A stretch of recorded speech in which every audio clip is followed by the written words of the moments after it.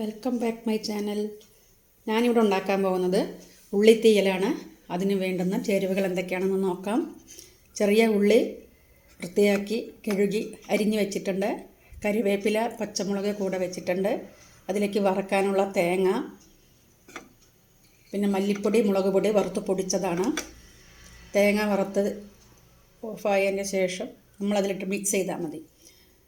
പിന്നെ മഞ്ഞൾപ്പൊടി, ജീരകം, ഉലുവ, പുളി വെള്ളത്തിലിട്ട് വെച്ചിട്ടുണ്ട്. കടുക്, വറ്റൽമുളക്, 2 അല്ലി വെളുത്തുള്ളി, ഉപ്പ്, വെളിച്ചെണ്ണ, ഇത്രയും സാധനങ്ങളാണ് വേണ്ടത്. അപ്പോൾ നമുക്ക് ആദ്യം തന്നെ തേങ്ങ വറക്കാം.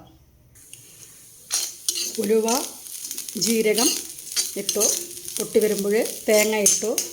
നമുക്ക് തേങ്ങ ഒന്ന് മൂപ്പിച്ചെടുക്കാം. അധികം കരിഞ്ഞു പോകാതെ എടുക്കണം. ചെറുതീയിലാണ്, സിമ്മിലാണ് വറക്കുന്നത്. തേങ്ങ വറുത്ത് വന്നിട്ടുണ്ട്. അതിലേക്ക് നമുക്ക് മല്ലിപ്പൊടി ചേർക്കാം. ശേഷം തീ ഓഫ് ചെയ്യാം. ഇത് നന്നായിട്ട് ഇളക്കി യോജിപ്പിച്ച് കോരി മാറ്റാം. കടുകിട്ടു. അരയ്ക്കാനുള്ള തേങ്ങ മിക്സിയിലെ ജാറിലോട്ട് മാറ്റി. അതേ ചീനച്ചട്ടി തന്നെയാണ് ഉണ്ടാക്കുന്നത്. സിമ്മിലാക്കി വെച്ചിട്ടുണ്ട്. ഇനി വറ്റൽ മുളകിടാം, കറിവേപ്പില ഇടാം,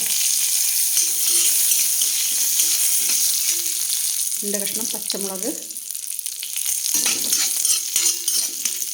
ഇതിലേക്ക് ചെറുതായി അരിഞ്ഞു വെച്ചിരിക്കുന്ന ഉള്ളി ഇടാം. ഇളക്കി യോജിപ്പിച്ച് അടച്ചു വെച്ച് ഒന്ന് വഴറ്റിയെടുക്കാം. ഉള്ളി നന്നായി വഴന്നു വന്നിട്ടുണ്ട്.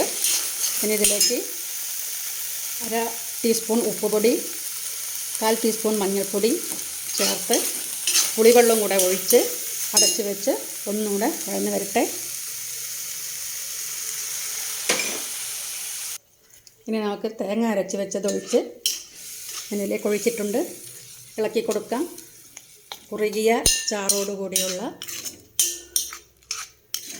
നമ്മുടെ ഉള്ളിത്തീയൽ റെഡിയായി കഴിഞ്ഞു.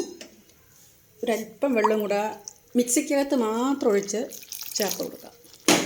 കുറച്ച് ഞാൻ നേരത്തെ ചേർത്ത് ബാക്കി ഇപ്പോൾ ചേർത്തു.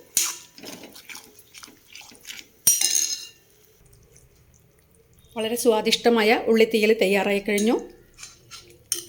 എല്ലാവരും ഇതൊന്ന് ഉണ്ടാക്കി നോക്കണം. എന്നിട്ട് തന്നെ ഫീഡ്ബാക്ക് അറിയിക്കണം. എൻ്റെ ചാനൽ ഒന്ന് സബ്സ്ക്രൈബ് ചെയ്യണം, ലൈക്ക് ചെയ്യണം, കമൻറ്റ് ചെയ്യണം. Okay, by.